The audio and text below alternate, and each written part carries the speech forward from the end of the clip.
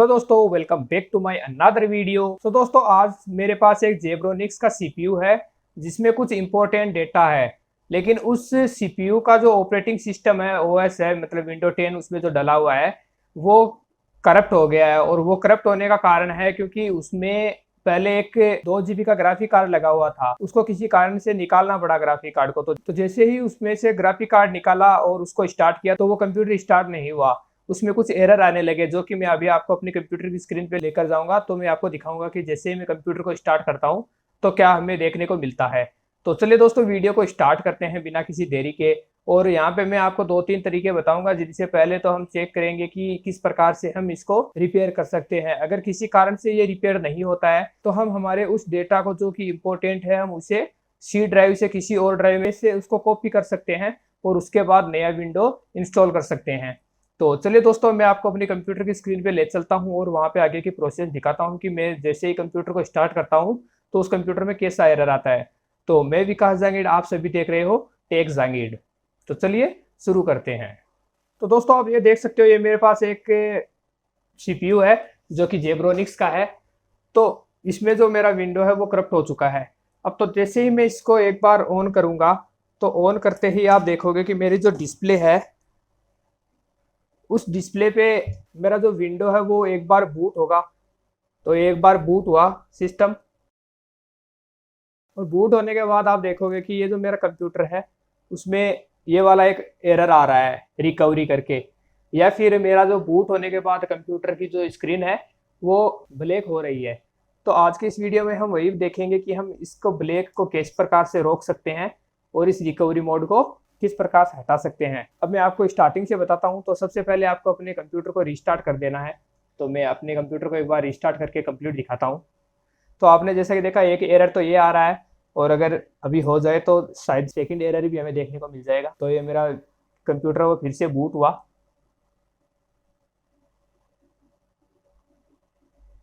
तो ये मेरा सेकंड एरर है। अब आप देख सकते हो कि ये मेरी स्क्रीन है वो ब्लैक हो चुकी है, उसमें कुछ भी शो नहीं हो रहा है। अब आप इसको चाहे आधे घंटे तक रखो या फिर 1 घंटे तक रखो, ये बस ब्लैक हो गई रखी है। ना तो मेरा माउस यहाँ पे शो हो रहा है, ना फिर मेरा कीबोर्ड कुछ भी काम कर रहा है। तो अब इस कंडीशन में हमें अपने कंप्यूटर को 2-3 बार रीस्टार्ट करना होगा। हम इसको फोर्सफुली 2-3 बार रीस्टार्ट करेंगे, और जैसे ही ये 2-3 बार रीस्टार्ट होगा उसके बाद जो हमारा रिकवरी वाला ऑप्शन था वो फिर से यहाँ पे शो हो जाएगा। कुल मिला के बात यह है कि हमें अब फिर से हमें रिकवरी मोड को यहाँ पे लाना है हमारी स्क्रीन पे। तो मैं अपने कंप्यूटर को 2-3 बार रीस्टार्ट करता हूँ और आगे दिखाता हूँ आपको। तो रीस्टार्ट करने के लिए मैं अपने कंप्यूटर की जो वायरिंग है उसको हटाऊंगा। एक बार हटा के मैंने वापस से लगा दिया। फिर से मैंने इसको स्टार्ट किया। मेरा सीपीयू जैसे ही ऑन होता है मैं इसको फिर से बंद कर दूंगा। बंद करने के बाद मैं इसको फिर से लगाऊंगा और चालू करूंगा, और देखूंगा कि मेरा जो एरर है वो रिकवरी मोड पे आया या नहीं आया। तो यहाँ पे ऑटोमेटिक रिपेयर हो रहा है अभी।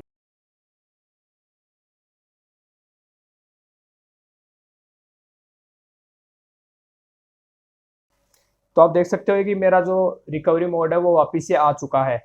अब हमें यहाँ पे 2 ही ऑप्शन देखने को मिल रहे हैं, एक है रीस्टार्ट का, एक है एडवांस ऑप्शन का। तो अब हम यहाँ पे एडवांस ऑप्शन में जाएंगे। एडवांस ऑप्शन में आने के बाद यहाँ पे आप देखोगे कि हमें कुछ इस प्रकार से इंटरफेस देखने को मिलेगा। अगर आप कंटिन्यू टू विंडो 10 पे क्लिक करोगे तो अगर आपका विंडो करप्ट नहीं हुआ होगा तो ये जो विंडो 10 है वो नॉर्मल स्टार्ट हो जाएगा। तो अब मेरे कंडीशन में देखता हूँ कि विंडो 10 नॉर्मल स्टार्ट हो रहा है या नहीं हो रहा है। तो मैं आपको फर्स्ट ऑप्शन करके दिखाया है। आप देख सकते हो कि मेरी ब्लैक स्क्रीन फिर से आ गई है। तो मैं अपने कंप्यूटर को रिस्टार्ट करूंगा फिर से। मेरा कंप्यूटर बंद हो गया है, अब मैं इसको स्टार्ट कर दे रहा हूँ। तो यहाँ पे मेरा रिकवरी मोड आ गया है। तो आप देख सकते हो कि ये मेरा जो विंडो है वो पूरी तरीके से करप्ट हो चुका है। ये विंडो ऑटोमेटिक स्टार्ट नहीं हो रहा है। तो अब मैं इसको सी एडवांस रिपेयर ऑप्शन पे क्लिक करूंगा। अब आपके पास कुछ ऑप्शन यहाँ पे शो हो रहे होंगे। तो यहाँ पे आपको नीचे एक ट्रबल शूट का ऑप्शन देखने को मिल रहा है। तो आप यहाँ पे ट्रबल शूट पे आना है और इसको आपको क्लिक कर देना है। ट्रबल शूट पे आने के बाद यहाँ पे एडवांस ऑप्शन पे आ जाना है। ध्यान से एक बार फिर से मैं आपको बता देता हूँ। इस प्रकार से इंटरफेस देखने के बाद आपको ट्रबल शूट पे आना है ट्रबल शूट पे आने के बाद यहाँ पे आपको एडवांस ऑप्शन में आना है। एडवांस ऑप्शन में आपको कुछ इस प्रकार से बहुत सारे ऑप्शन देखने को मिलेंगे। तो एक तो हमारा रहेगा स्टार्टअप रिपेयर्स का। तो इस पर आप जब क्लिक करोगे तो आपके कंप्यूटर को ये रिपेयर करने की कोशिश करेगा। अगर आपकी कुछ फाइल ही डिलीट हुई हो तो ये यहाँ से रिपेयर करने की कोशिश करेगा। तो मैं इसको स्टार्टअप रिपेयर पे क्लिक करता हूँ एक बार। फिर यहाँ पे ये अपने यूज़र बोल रहा है कि आप किस यूज़र को रिपेयर करना चाहते हो। तो मेरे में यहाँ पे अभी एडमिनिस्ट्रेटर अकाउंट भी लॉगिन है और ऑपरेटर भी लॉगिन है। तो मैं यहाँ पे अभी एडमिनिस्ट्रेटर अकाउंट को जैसे रिपेयर करना चाहूँगा। अभी ये हमारे से एडमिनिस्ट्रेटर अकाउंट के पासवर्ड के लिए बोल रहा है, तो मैं इस पर पासवर्ड डाल दूंगा। पासवर्ड डालने के बाद आपको यहाँ पे कंटिन्यू पे क्लिक कर देना है। अब ये हमारे कंप्यूटर को रिपेयर करने की कोशिश करेगा जहाँ तक हो सकेगा। ये अपनी तरफ से जो मेरा एडमिनिस्ट्रेटर अकाउंट है उसको रिपेयर करने की कोशिश करेगा। लेकिन आप यहाँ पे देख पा रहे हो कि यहाँ पे लिखा हुआ आ गया कि इसको रिपेयर नहीं किया जा सकता। Startup repair couldn't repair your PC. तो मैं फिर से एडवांस ऑप्शन पे आऊँगा। एडवांस ऑप्शन में ट्रबल शूट में आऊँगा, फिर एडवांस ऑप्शन में। तो जैसा कि आपने देखा कि ये स्टार्टअप ऐप से रिपेयर नहीं होता है। अब दूसरी कंडीशन में आपको यहाँ पे देखो अनइंस्टॉल अपडेट का एक ऑप्शन देखने को मिल रहा होगा। तो अनइंस्टॉल अपडेट में क्या होता है कि किसी केस में मान लो जैसे मैंने तो ग्राफिक कार्ड निकाला था तब ये मेरा जो विंडो है वो करप्ट हुआ है। अब आपके केस में हो सकता है आपने कुछ कंप्यूटर में नए अपडेट इंस्टॉल किए हो जो कि आपका कंप्यूटर सपोर्ट नहीं कर पाया हो, जिस कारण से विंडो करप्ट हो गया हो। तो इस पे जाके आप अपने जो लेटेस्ट आपने जो भी लेटेस्ट विंडोज़ के अपडेट किए हैं वो यहाँ पे आप जाके दबा के आप इसको उन अपडेट को अनइंस्टॉल कर सकते हो। यहाँ से आपको जो भी अपडेट को अनइंस्टॉल करना है वो यहाँ से आप जाके कर सकते हो। तो जैसे मैं यहाँ पे कोई भी एक ऑप्शन को सिलेक्ट कर लेता हूँ और यहाँ पे जो मेरे अपडेट है उनको मैं अनइंस्टॉल करता हूँ। क्या पता जैसे ही मैं इनको अनइंस्टॉल करूँ तो ये मेरा जो विंडो है वो काम करने लग जाए। लेकिन फिर भी यहाँ पे आप देखोगे कि won't be able to uninstall the latest quality update for Windows. मतलब ये विंडोज़ को अपडेट करना भी मेरा फेल हो चुका है। तो मैंने अभी दो ऑप्शन को ट्राई कर लिया है। मैं फिर से एडवांस पे ऑप्शन पे जाऊँगा, ये और ये। तो इसका मतलब ये हो गया दोस्तों कि मेरा जो विंडो है वो पूरी तरीके से करप्ट हो चुका है। मैं अब इसको किसी भी प्रकार से रिपेयर नहीं कर सकता हूँ। तो अब इस कंडीशन में जो मेरा डेटा है वो मैं सिक्योर कैसे करूँ, उसका मैं बैकअप कैसे लूँगा। क्योंकि अगर आप अपने कंप्यूटर में विंडोज़ इंस्टॉल करोगे तो आपकी जो सी ड्राइव है उसमें जो भी डेटा है वो सब डिलीट हो जाएगा, पुराना डेटा है। तो उस कंडीशन में अब हम क्या करेंगे। तो उस कंडीशन में अब आपको यहाँ पे देखो एक तीसरा नंबर पे ऑप्शन देखने को मिल रहा होगा, स्टार्टअप्स ऐप सेटिंग्स। तो इस पर आपको आ जाना है। इस पे आने के बाद यहाँ पे आपको रीस्टार्ट कर देना है अपने कंप्यूटर को। अब हम जो ये प्रोसेस करने जा रहे हैं ये हम अपने कंप्यूटर को सेफ मोड में स्टार्ट करेंगे तो ये ऑटोमेटिक आएगा। अब यहाँ पे आपको जो भी आपको सिलेक्ट करना है वो आप यहाँ से सिलेक्ट कर सकते हो। तो जैसे हमने अभी बताया था कि हम इस कंप्यूटर को सेफ मोड में इंस्टॉल करेंगे, हम अपने कंप्यूटर को अभी सेफ मोड में स्टार्ट करेंगे। तो सेफ मोड में हम इसको 5 नंबर पे हमें लिख रखा है enable safe mode with networking. तो ये 5 नंबर है। तो मैं अपने कंप्यूटर में F5 की प्रेस करूँगा। तो मैं अपने कंप्यूटर में F5 की जैसे ही प्रेस करूँगा तो ये मेरा जो कंप्यूटर है वो सेफ मोड में स्टार्ट हो जाएगा। मतलब मैं अपने कंप्यूटर को सेफ मोड में यूज ले सकता हूँ, उसमें मैं कुछ भी कॉपी पेस्ट सब कुछ कर सकता हूँ। तो मैं इसको पासवर्ड डाल के लॉगिन करूँगा। आपका जो भी यूज़र है उसको आप लॉगिन कर लेना। तो ये मेरा जो कंप्यूटर है वो सेफ मोड में लॉगिन हो चुका है। आप यहाँ पे देख सकते हो सेफ मोड भी लिखा हुआ है। यहाँ पे मेरा जो वॉलपेपर है वो कुछ भी शो नहीं कर रहा है।